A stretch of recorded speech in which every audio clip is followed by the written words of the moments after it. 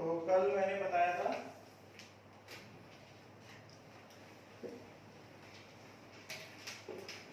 E not oxidation of anode, E oxidation of anode है कि नहीं, E रिडक्शन ऑफ कैथोड और उनका नर्स इक्वेशन है कि नहीं, और टाइम के साथ उसका क्या वेरिएशन होगा ये भी बताया, राइट। उसमें कुछ डाउट है किसी को, कुछ ऐसा जो ना समझा?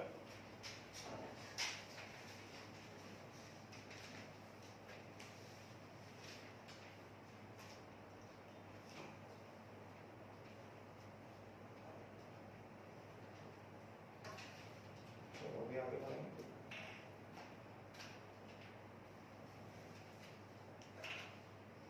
इसमें से ऐसे कितने लोग हैं जिनका ऐसा 3-4 चैप्टर का बैकलॉग है? होगा, ऐसे लोग भी हैं, मुझे पता है।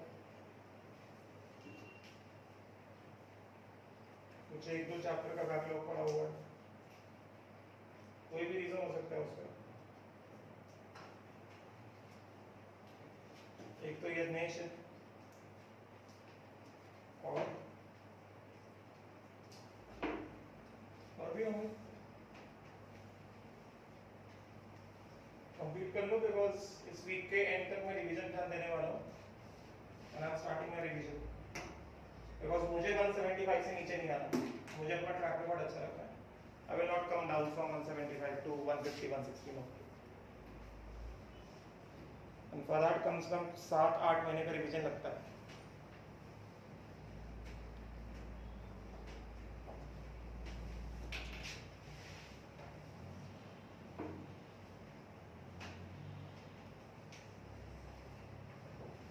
चलो, let us begin.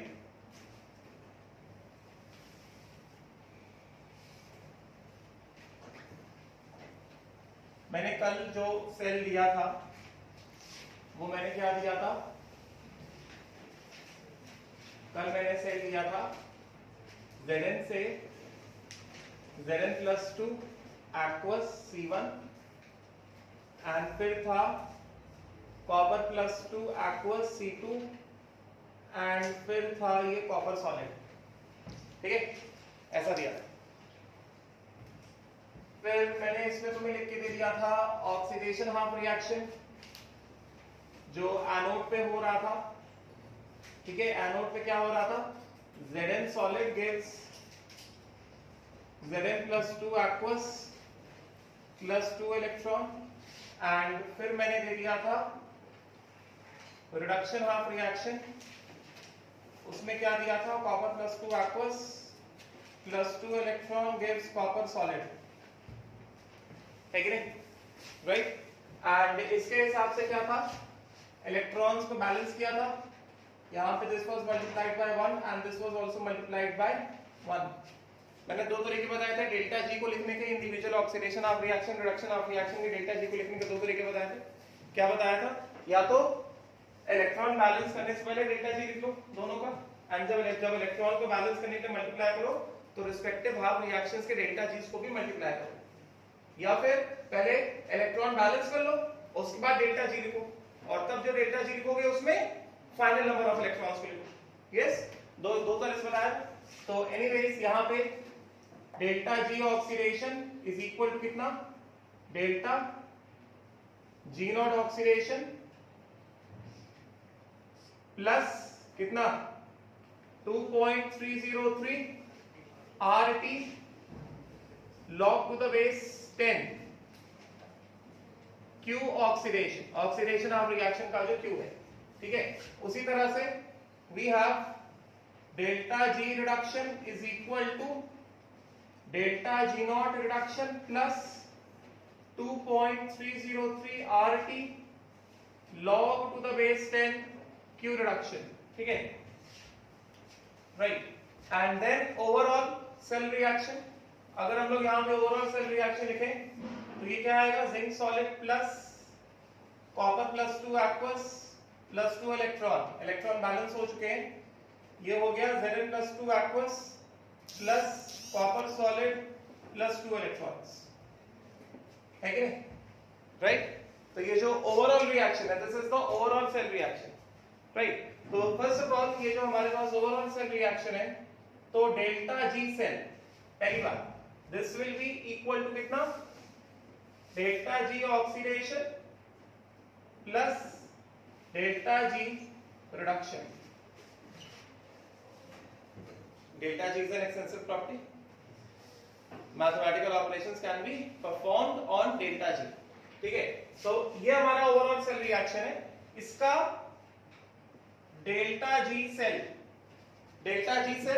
This is equal to कितना लिखा हमने, this will be equal to delta G naught cell plus 2.303 RT log to the base 10 Q, and then this is equal to कितना, delta G oxidation plus delta G reduction.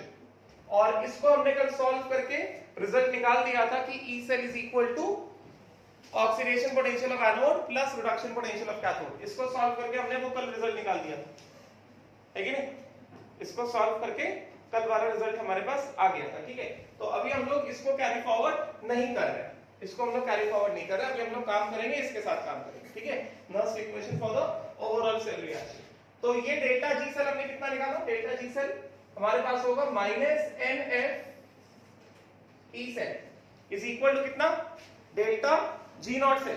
तो ये delta G naught cell कितना हो जाएगा, minus NF E not cell plus 2.303 RT। इसको मैंने कहा था कि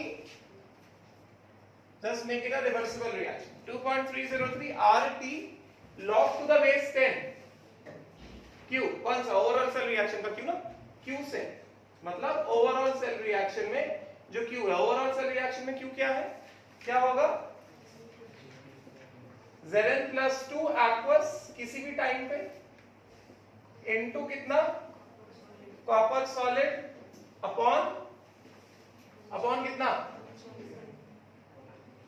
जिंक सॉलिड इनटू कितना, कॉपर +2 aqueous।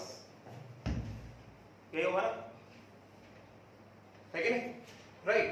तो अभी यहां से क्या हमें पता है, ई नॉट सेल कैसे आएगा, वो भी बता दिया ई नॉट सेल कैसे आता है, यानी तो इसको डिवाइड करा दें, माइनस NF को सब जगह डिवाइड करा दिया जाए। N क्या है, total number of electrons getting exchange in the overall cell reaction. F क्या है, 1 फैराडे चार्ज, समझेगा? राइट। तो क्या किया जाए, इसको पूरा डिवाइड करा दे, NF माइनस NF को पूरा डिवाइड करा दे।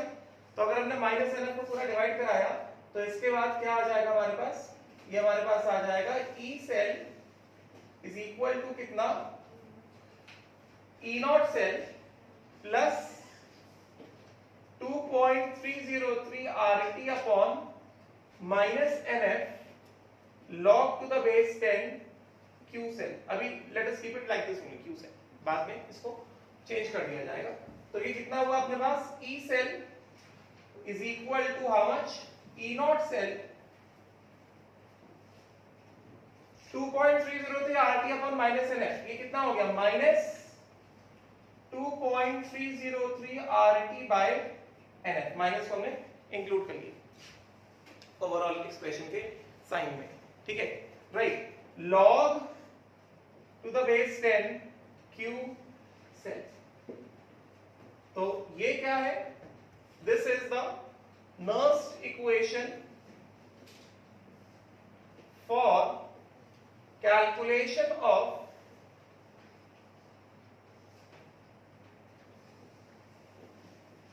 cell EMF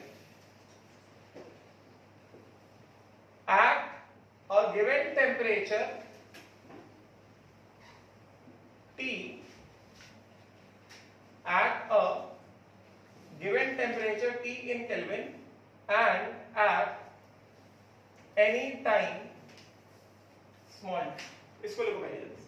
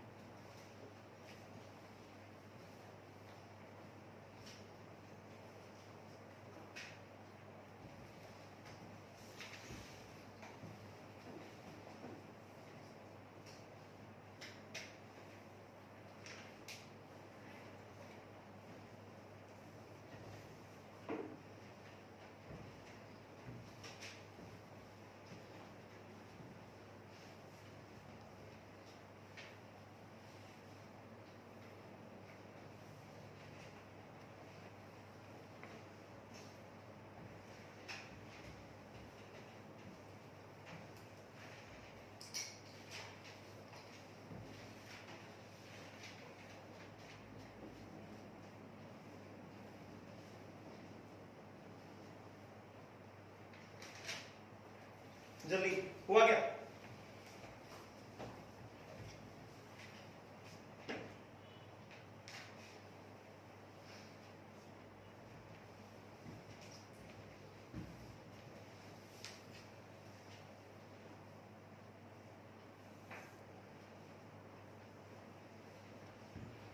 तो यहां पे n क्या है? नंबर ऑफ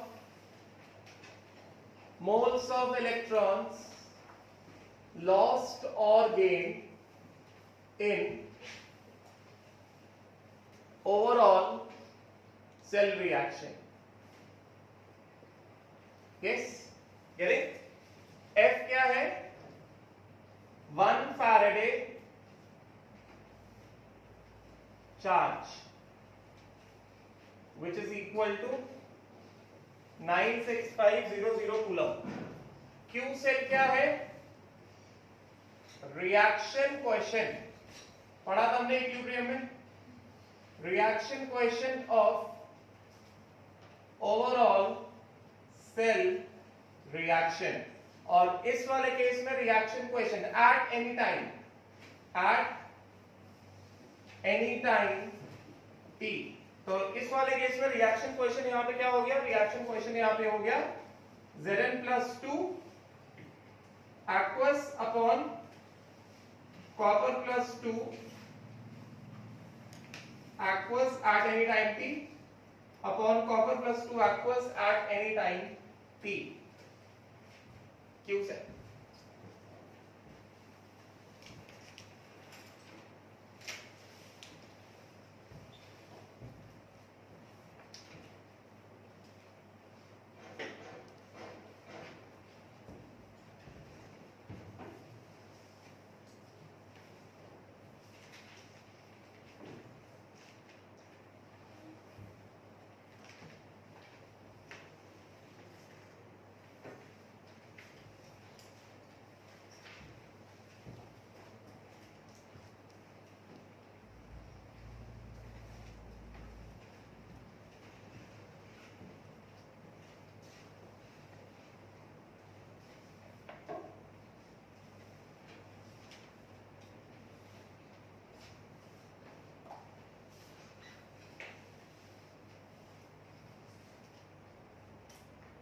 हो गया.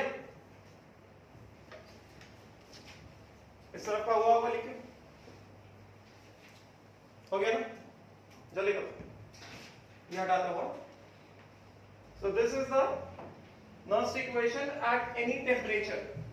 If I talk about a particular temperature at 298 Kelvin, at 298 Kelvin, बताओ at 298 केल्विन क्या होगा?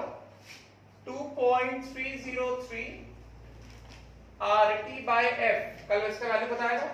बिकॉज E सेल का SI यूनिट क्या होता है? वोल्टेज होता है. E नॉट सेल का भी SI यूनिट क्या है? वोल्टेज है. तो R का वैल्यू क्या पड़ेगा? SI यूनिट में पड़ेगा 8.314.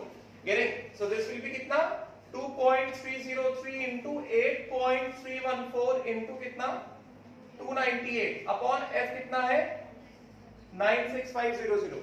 And this comes out to be कितना? This comes out to be 0.0591 volt या रफली कितना? 0.06 वोल्ट. तो यहां से at 298 केल्विन ये नर्स्ट इक्वेशन किस तरह से चेंज हो जाएगा? E cell is equal to E not cell minus 0.0591 by n into log to the base 10 Q cell. This is at 298 Kelvin. Nernst equation for the calculation of cell EMF, voltage of the cell at 298 Kelvin.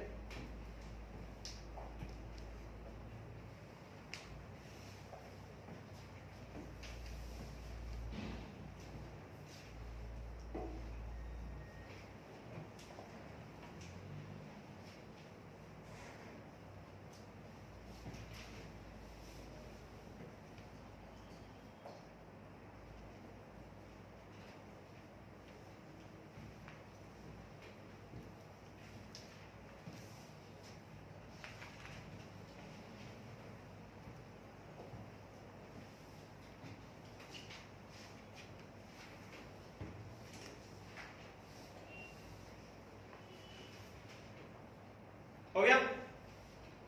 Done?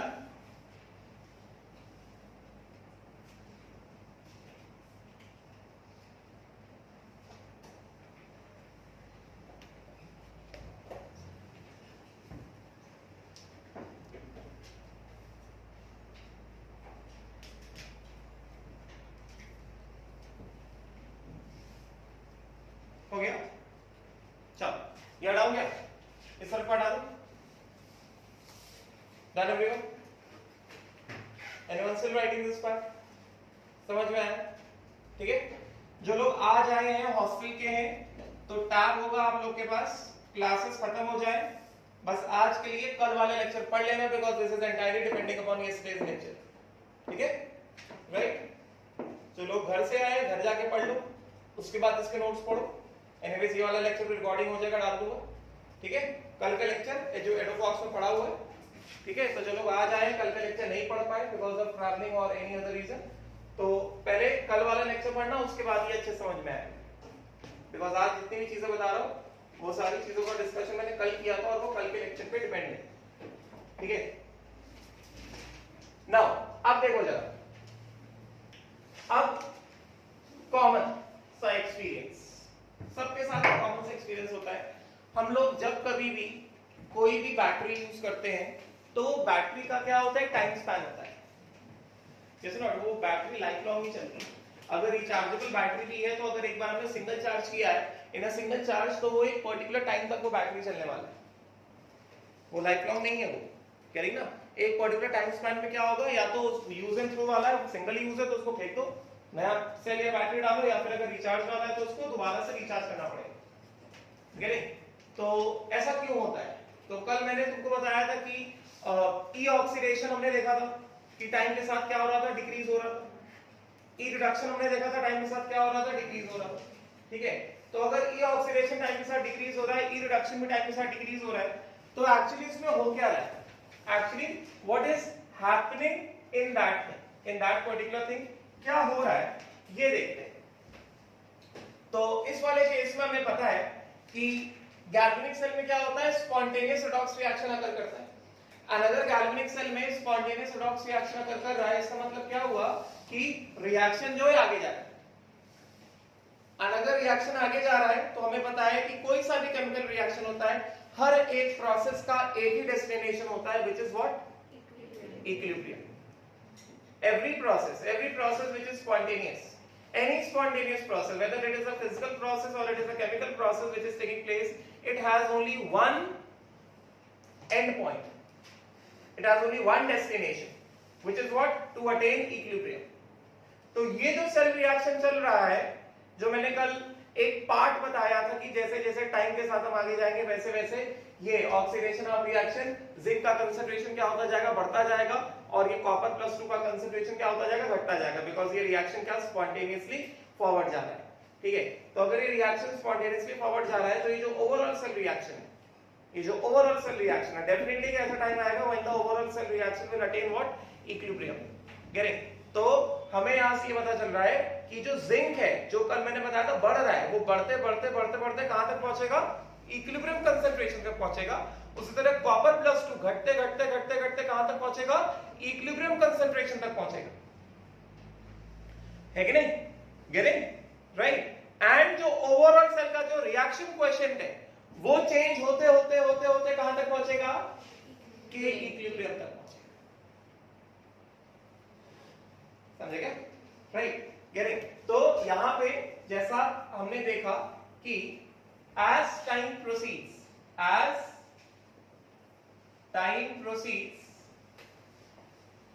Reaction के हिसाब से, समझेगा, reaction के हिसाब, oxidation of reaction, zinc क्या हो रहा है, बढ़ता जा रहा है। ठीक है? जिंक प्लस 2 का concentration at T is equal to 0 से increases and attains what, equilibrium concentration at T equilibrium. Finally, cell reaction has to attain equilibrium at one point. समझेगा? राइट? उसी तरह से कॉपर प्लस 2 का कंसंट्रेशन मतलब basically यहाँ पे अगर हम ऑक्सीडेशन ऑफ रिएक्शन में इसकी अगर हम बात करें, this if I talk about Zn+2, और ये क्या है, ये टाइम है, टाइम। तो वही नॉर्मल जो ग्राफ हम लोग इक्विलिब्रियम में बनाते थे कि इसका कंसंट्रेशन जो है Zn+2 पे स्टार्टिंग में तो जिंक दिया था, कह रही ना, इस रिएक्शन के हिसाब से Zn+2 का जो कंसंट्रेशन है वो स्टार्टिंग कंसंट्रेशन कुछ रहा होगा, इसका कंसंट्रेशन बढ़ते बढ़ते बढ़ते बढ़ते कहां तक आएगा, इक्विलिब्रियम कंसंट्रेशन तक आएगा, है कि नहीं, right. This is what, this is starting में and this is the equilibrium concentration.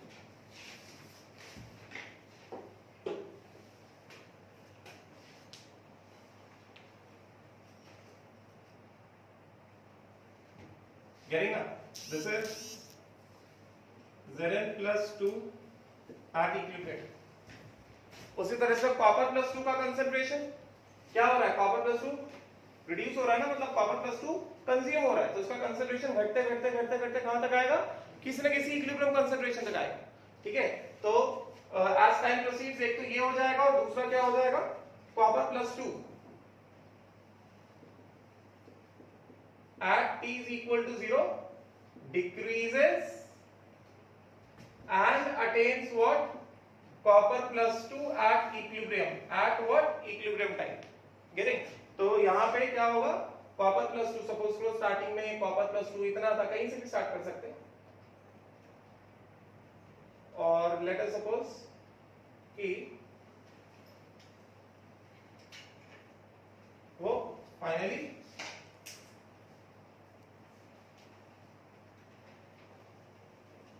इतना समझे,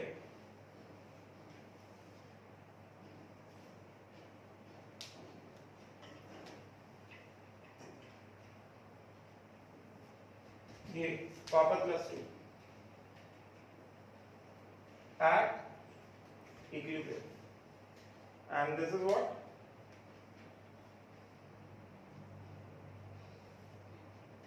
this is T is equal to T equilibrium, right. तो हमको यहाँ पे क्या पता चल रहा है, therefore जो ओवरऑल सेल रिएक्शन है, overall cell reaction proceeds spontaneously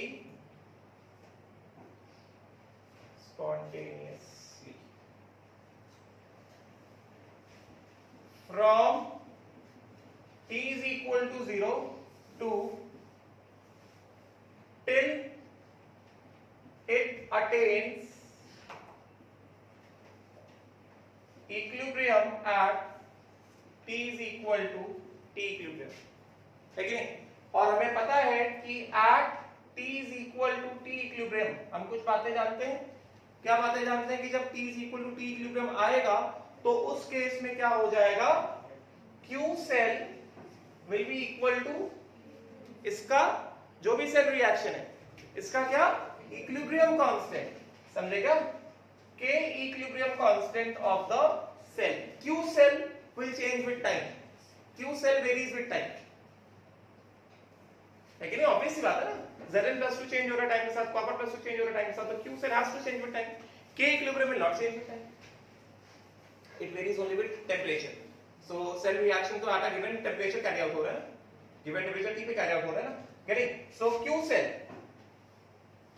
cell at T is equal to T equilibrium is equal to कितना, K equilibrium, एंड दूसरी बात जब इक्विलिब्रियम आएगा तो उस केस में क्या हो जाएगा, delta G cell, very important, will become equal to कितना,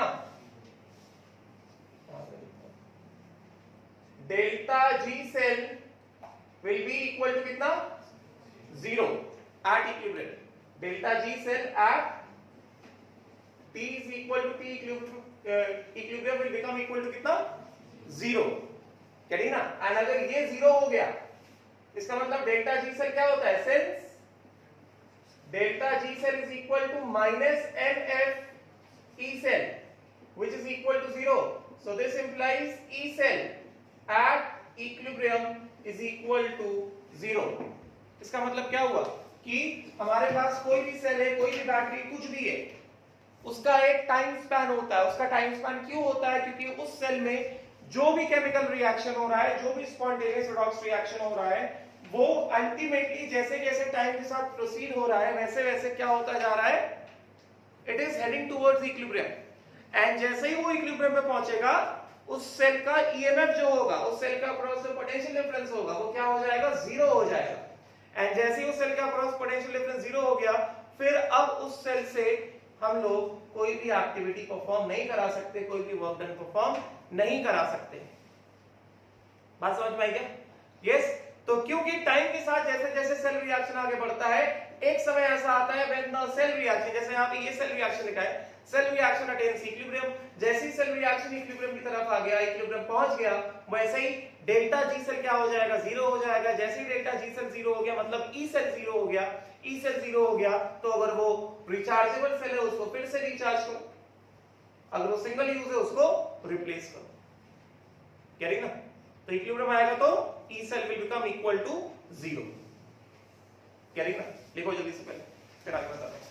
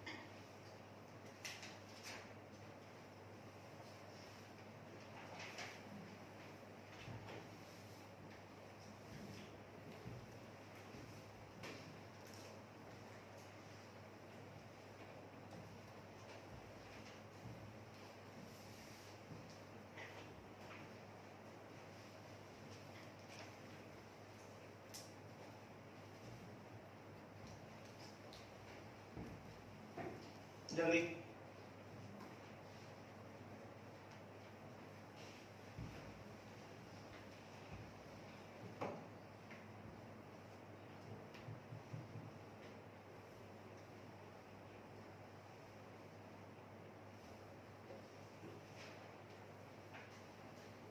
हो गया?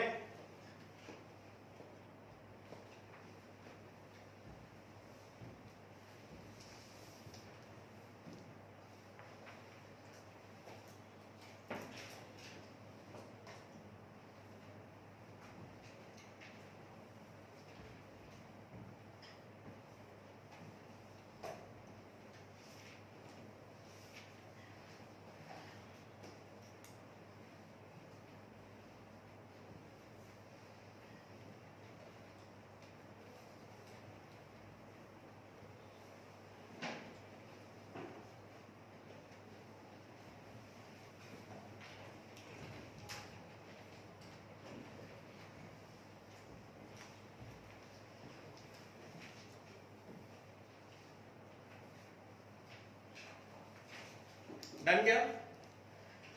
बात समझ में आई? सेल खत्म, हम कहते हैं ना सेल खत्म हो गया, फेंक दो, रिचार्ज करो फिर से, है कि नहीं? गेटिंग? तो ये रीजन है इसका, राइट? अच्छा, अब उसके बाद तो यहां पे हमें दिख रहा है कि we can see it very clearly, देखो ना, ये इक्वेशन से ही हमें दिखाई दे रहा है। पहले ग्राफ देख लेते हैं हम लोग। अगर मैं तुमसे कहूं कि क्यू सेल वर्सेस टाइम का ग्राफ बताओ, तो Q cell versus time, Q कैसे वेरी हो रहा है? क्यू क्या है? क्यू सेल यहाँ पे क्या है?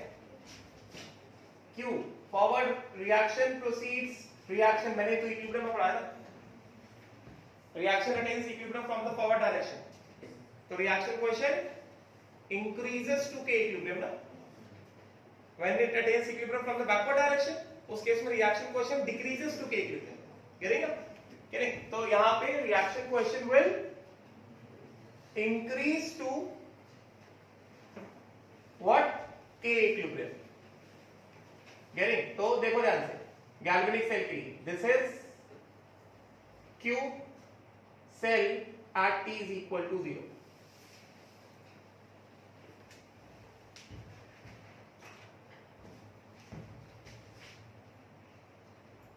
This is q cell at t is equal to 0. t is equal to 0 पे कुछ तो होगा ना q cell, ठीक है ना? मतलब जब स्टार्ट किया तो स्टार्टिंग में कुछ तो इलेक्ट्रोलाइट में जिंक का कंसंट्रेशन रहा होगा, जिंक +2 का, कुछ इलेक्ट्रोलाइट में कॉपर +2 का कंसंट्रेशन रहा होगा, ठीक है? तो वो स्टार्टिंग का क्यू सेल है। फिर जैसे जैसे रिएक्शन आगे बढ़ेगा, because this reaction attains equilibrium from the forward direction, तो वो रिएक्शन क्वेश्चन क्या होगा? बढ़ता चला जा रहा है, और वो फाइनली क्या अटेन कर रहा है? इक्विलिब्रियम, के इक्विलिब्रियम को अटेन कर रहा है। और हमें पता है यहाँ पे कि इस वाले, इस पर्टिकुलर केस में, in this particular case Q cell क्या है? देखो ना यहाँ से, Q cell is equal to reaction है Zn+2 अपॉन कितना? कॉपर +2 ना, तो यहीं से देखो ना Zn+2 क्या हो रहा है? बढ़ता जा रहा है, रिएक्शन फॉरवर्ड डायरेक्शन से जा रहा है, तो प्रोडक्ट अपॉन रिएक्टेंट, ये इसका ना इक्विलिब्रियम, क्यू सेल क्या होता है? प्रोडक्ट अपॉन रिएक्टेंट ना, if the reaction attains equilibrium from the forward direction, the product will increase, reactant will decrease, तो Q cell will increase up to what? K equilibrium, getting? So it is increasing up to K equilibrium. अब यहीं से देख लो जरा, यहीं से ही सारी चीजें पता चल जाएंगी। E cell is equal to कितना? E not cell minus 2.303 RT by NF log to the base 10 Q cell।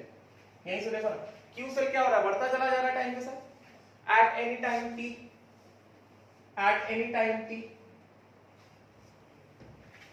yes, as time proceeds the value of Q cell is increasing, if the value of Q cell is increasing मतलब log Q क्या हो रहा है? Increase हो रहा है, log Q increase हो रहा है, इसका मतलब क्या? ये वाला पूरा क्वांटिटी क्या हो रहा है? इंक्रीज हो रहा है कि नहीं? तो E cell minus an increasing quantity, तो रिजल्ट क्या होगा? डिक्रीजिंग होगा ना, है कि नहीं?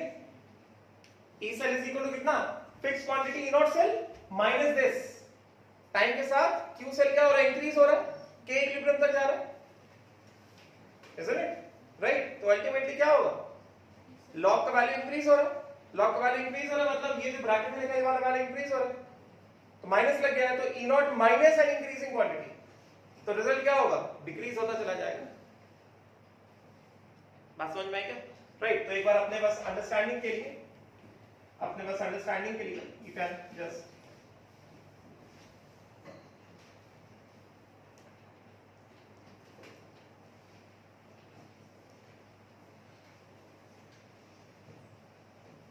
at t is equal to t equilibrium, at t is equal to t equilibrium क्या होगा? E cell कितना? 0 and Q cell is equal to कितना? K equilibrium, तो यहां से कितना आ जाएगा? 0 is equal to कितना? E naught cell minus 2.303 RT by NF log to the base 10 K equilibrium, है कि नहीं? तो यहां से E नॉट सेल और K इक्विलिब्रियम का रिलेशन आ गया हमारे पास। क्या रिलेशन आ गया? E not cell is equal to 2.303 RT by NF log to the base 10 K equilibrium. अगर हमें ई नॉट सेल पता है, रिएक्शन का इक्विलिब्रियम कांस्टेंट नहीं पता, तो हम लोग इक्विलिब्रियम कांस्टेंट निकाल सकते हैं। ये वही चीज है, delta G naught is equal to minus R T L N K. ना expression delta G naught is equal to minus R T L N K, वो एक्सप्रेशन क्या था, यही वाला वैल्यू है, कुछ ये नया वैल्यू नहीं आया है। वो एक्सप्रेशन क्या था हमारे पास, delta G naught is equal to minus R T L N K. Delta G naught क्या कर दिया, minus N F E not cell is equal to कितना, minus R T minus 2.303 R T log to the base 10 के equilibrium. Minus N F को नीचे ले, क्या आ जाएगा, E not cell is equal to 2.303 R T by N F log to the base 10 के equilibrium. Simple, नया relation नहीं है, वही रिलेशन। अभी तक क्या कैसे क्वेश्चन सॉल्व कर पाते थे, डेल्टा जी नॉट दिया तो के इक्विलिब्रियम निकालो, के इक्विलिब्रियम दिया तो डेल्टा जी नॉट निकालो एट अ गिवन टेंपरेचर। अभी एक स्टेप और ऊपर आ गए, अगर हमें के इक्विलिब्रियम दिया है और कुछ भी नहीं दिया है तो हम सीधे सीधे ई नॉट सेल निकाल सकते हैं, है कि नहीं। अगर हमें ई नॉट ऑक्सीडेशन ऑफ कैथोड दिया है, ई नॉट ऑक्सीडेशन ऑफ एनोड दिया है, तो उससे हम क्या कर सकते हैं, ई नॉट सेल निकाल सकते हैं, उससे हम लोग सेल रिएक्शन का के इक्विलिब्रियम भी निकाल सकते हैं। बात समझ में आई ना, क्लियर हुआ ना, isn't it? राइट, लिखो जल्दी, फिर ग्राफ बता देता हूं ई सेल का टाइम के साथ।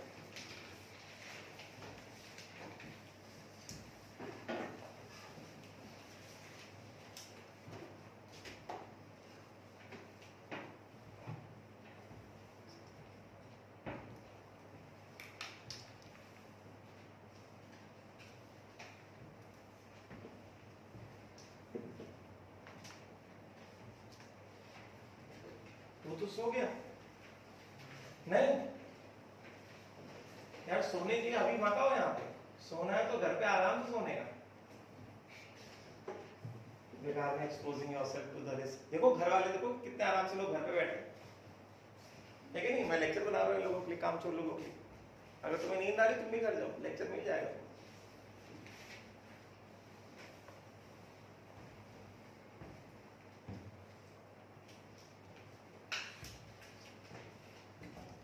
ये समझ में आया ना ये वाला एक्सप्रेशन, इक्विलिब्रियम में सारे पैरामीटर्स क्लियर हुए। डेल्टा जी सेल 0 होगा, ई सेल 0 होगा, ई नॉट सेल 0 नहीं होगा। No no no, E not cell 0 नहीं होगा, ई नॉट सेल का वैल्यू रहेगा, E not cell will be equal to 2.303 RT by N log to the base 10 के equilibrium. Clear है?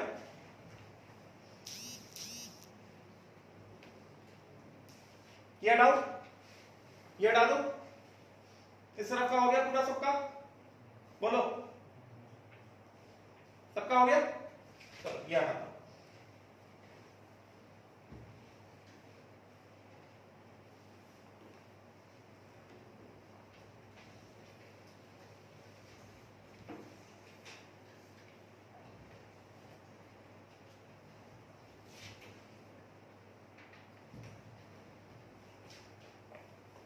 Now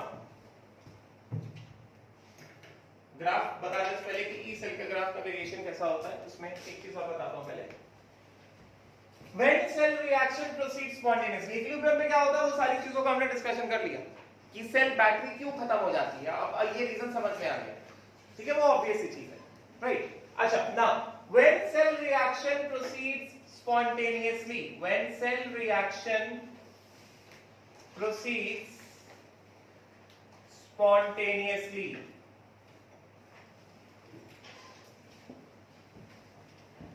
तो भाई जब सेल रिएक्शन स्पॉन्टेनियसली प्रोसीड करेगा तो हमें पता है क्या होगा उस केस में, delta G cell is negative, है कि नहीं। ये सेल रिएक्शन है, तो इस सेल रिएक्शन का ओवरऑल क्या होगा, डेल्टा जी सेल होगा, delta G cell is negative. And if delta G cell is negative, हमें पता है डेल्टा जी सेल क्या होता है, माइनस इज इक्वल टू कितना, minus N F E cell, this is a negative value. तो cell reaction को spontaneous होने के लिए डेल्टा जी सेल नेगेटिव होना चाहिए।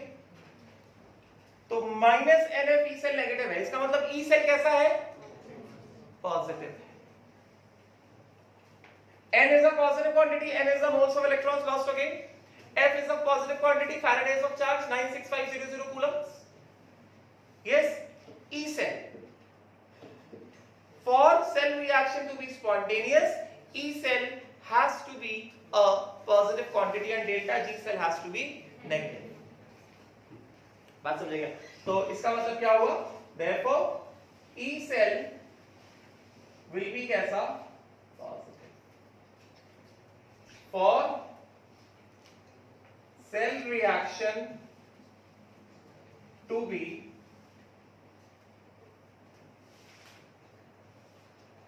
spontaneous. समझेगा?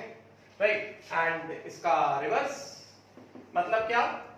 कहने का मतलब ये है कि एनोड्स और कैथोड इस तरह से चूज करो, बिकॉज ई सेल क्या होता है? ई सेल क्या होता है? E cell is equal to E oxidation of anode plus E reduction of cathode. यहां E cell is equal to E reduction of cathode minus E reduction of anode. So anodes and cathodes इस तरह से choose करो such that E cell कैसा है? Positive है, जिससे कि जो भी हमने सेल रिएक्शन करा रहे हैं वो स्पॉन्टेनियस रिडॉक्स रिएक्शन, तभी सेल काम करेगा, अदरवाइज सेल काम नहीं करेगा। बात समझ में आई क्या? क्लियर हुआ? डाउट है इसमें? नहीं, ठीक है। उसी तरह से for non spontaneous cell reaction, for non spontaneous cell reaction हमें पता है डेल्टा जी सेल कैसा होगा? पॉजिटिव होगा, and delta G cell is equal to कितना? Minus NF E cell. ये कैसा? पॉजिटिव। तो minus NF E cell should be positive, एक माइनस ऑलरेडी लगा हुआ है, तो ई सेल भी माइनस होगा, तभी माइनस एनएफ ई सेल क्या होगा? पॉजिटिव आएगा। यस और नॉट? देयरफॉर ई सेल कैसा होगा? नेगेटिव होगा। समझेगा? E cell has to be negative ना, क्योंकि एक माइनस ई सेल का और एक माइनस ऑलरेडी जो है, तो माइनस माइनस करके क्या हो जाएगा? पॉजिटिव हो जाएगा। सो अगर ई सेल कैसा आ रहा है? नेगेटिव आ रहा है, it means cell reaction is non spontaneous. And अगर सेल रिएक्शन नॉन स्पॉन्टेनियस मतलब गैल्वेनिक सेल काम नहीं करेगा, सर्किट में लाइट नहीं आएगी, इलेक्ट्रिसिटी नहीं आएगी, सर्किट करंट नहीं आएगा। बात समझिए, जल्दी से देखो ये दोनों चीजें। और इक्विलिब्रियम का देख लिया हमने, है कि नहीं? जल्दी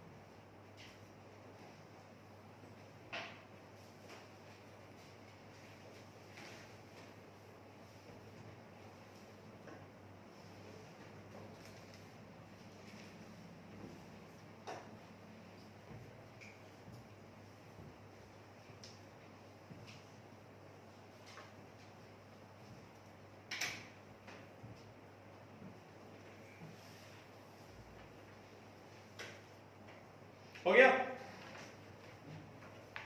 डन? समझ में आया? क्लियर? तो ई सेल का वेरिएशन कैसे होगा? जब सेल काम कर रहा है तो सेल रिएक्शन कैसा? स्पॉन्टेनियस है। तो स्टार्टिंग में ई सेल कैसा? पॉजिटिव है, और वो डिक्रीज होते होते होते होते कहां पहुंच रहा है? 0 पहुंच रहा है। नेगेटिव कभी नहीं होगा इससे, कि एक बार ई सेल 0 हो गया मतलब सेल ने काम करना बंद कर दिया ना, गेटिंग ना, राइट। तो हटा दो, तो इसका मतलब ये हो गया ना लिखे, इट मीन्स दैट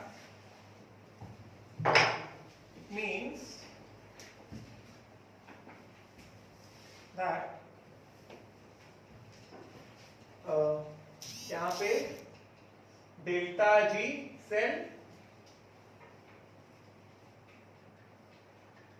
फिर यहां पे ई सेल, और यहां पे सेल रिएक्शन। तो हमको यहां से क्या पता चल रहा है, पहला delta G cell negative, E cell positive, cell reaction is spontaneous, getting ना, 0 0, cell reaction is at equilibrium. And अगर डेल्टा जी सेल पॉजिटिव है, cell reaction negative, although E cell negative is not possible practically. Cell या तो काम कर रहा है या तो नहीं काम कर रहा है। काम कर रहा है तो करंट आ रहा है सर्किट में, मतलब कुछ ना कुछ पोटेंशियल डिफरेंस है, वोल्टेज है तो वो पॉजिटिव है। नहीं काम कर रहा है तो वोल्टेज 0 है। There is nothing like negative potential, there is nothing like negative voltage of the battery. तो बस लिखने के लिए लिख रहा हूं, practically this is imaginary, this is not possible practically। E cell negative का कुछ मतलब नहीं है, practically it means nothing, बस लिखने के लिए। इसका मतलब ये है कि आपने जो पोलैरिटीज जोड़े हैं वो रिवर्स जोड़ा है, पोलैरिटीज को रिवर्स कर दो, E cell पॉजिटिव आ जाए, यही मतलब। जो एनोड है उसको कैथोड कर दो, जो कैथोड है उसको एनोड कर दो, बस, और कुछ मतलब नहीं। ठीक है, तो नॉन स्पॉन्टेनियस। ठीक है, तो हमें क्या दिख रहा है, हमें ये दिख रहा है कि अगर हम लोग यहां पे ग्राफ पहले बनाते हैं, पहले मैं तुम्हें ग्राफ दिखा देता हूं डेल्टा जी सेल का। हम लोग पहले भी बना चुके थे ग्राफ। स्टार्टिंग में नेगेटिव होगा और फिर वो 0 तक जाएगा। ठीक है, तो इसका ग्राफ दूसरे पेन से बनाता हूं।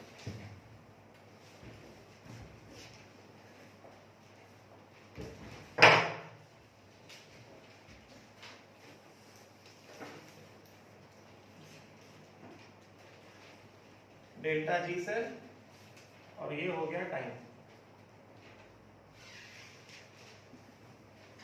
ठीक है, and this becomes this is कितना, t is equal to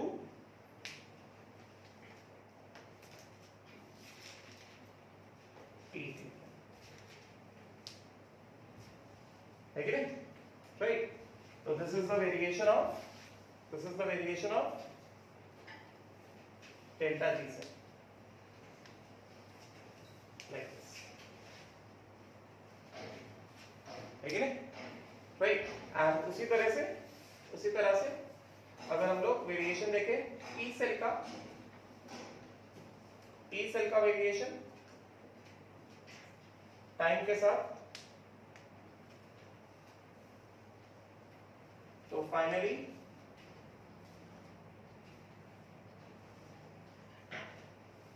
yes, ये क्या हो गया, ये हो गया है at t is equal to t and beyond, इसके आगे। ठीक है, तो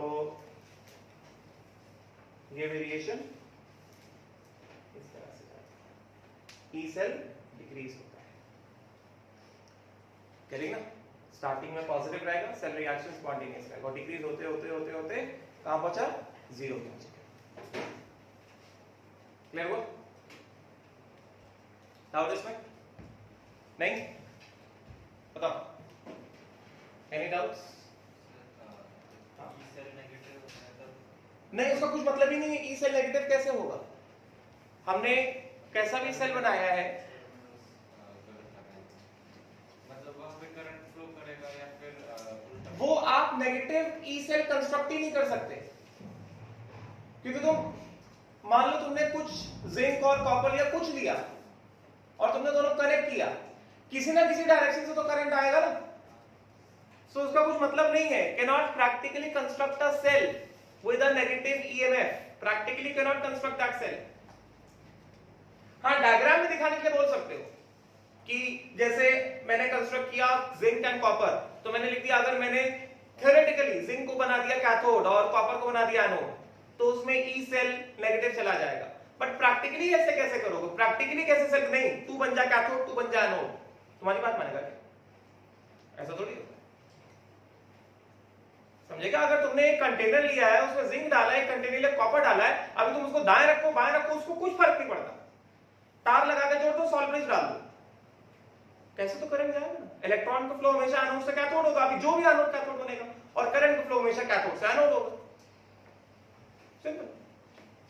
can never construct a cell having a negative value of EMF, आप उसको कंस्ट्रक्ट ही नहीं कर सकते, वो फीजिबल नहीं है, प्रैक्टिकली पॉसिबल नहीं।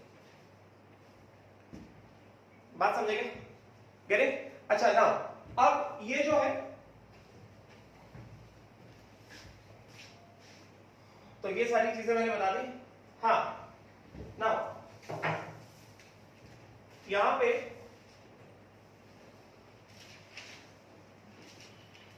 just write the heading as useful work and maximum useful work obtained from the cell. Useful work and maximum useful work obtained from the cell.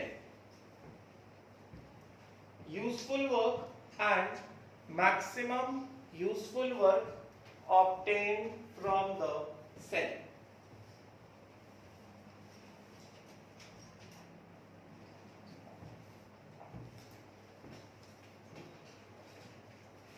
Write down useful work and maximum useful work obtained from the cell.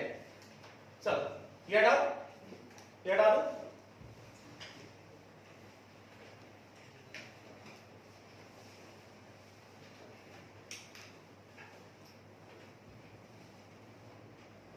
Expression बहुत simple है, expression में कुछ भी नहीं। हम लोग जो इतने दिन से देखते आ रहे हैं delta G delta G delta G, उसका फिजिकल सिग्निफिकेंस क्या है? Useful work. अभी तुमने पढ़ा है कि किसी भी चार्ज को इलेक्ट्रिक फील्ड में जब मूव कराते हैं तो वर्क डन होता है, सबने पढ़ा है फिजिक्स में। तो यहाँ पे क्या हो रहा है? चार्ज इलेक्ट्रॉन का फ्लो हो रहा है between positive terminal and negative terminal.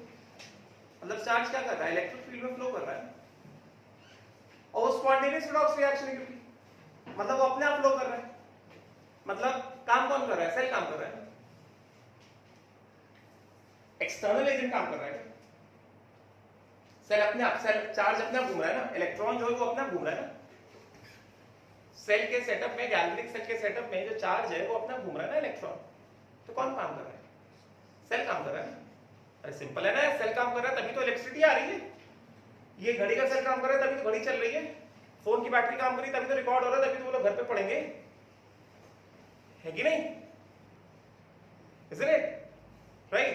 तो useful work done by the cell, useful work done by the cell मतलब क्या? During the spontaneous redox reaction. जब कभी भी स्पॉन्टेनियस रिडॉक्स रिएक्शन होता है उस समय there is a flow of charge in the electric field from anode to cathode, ठीक है? उस फ्लो ऑफ चार्ज में क्या हो रहा है? Chemical energy during redox reaction is getting converted into the electrical energy which is obtained in the form of electric current in the circuit. Getting now? Right? And this useful work obtained from the cell is given by the most common expression which is delta G cell. समझे क्या? Right? तो यहां पे दो expression बहुत simple है। Useful work obtain from the cell, पहला useful work obtained from cell. W useful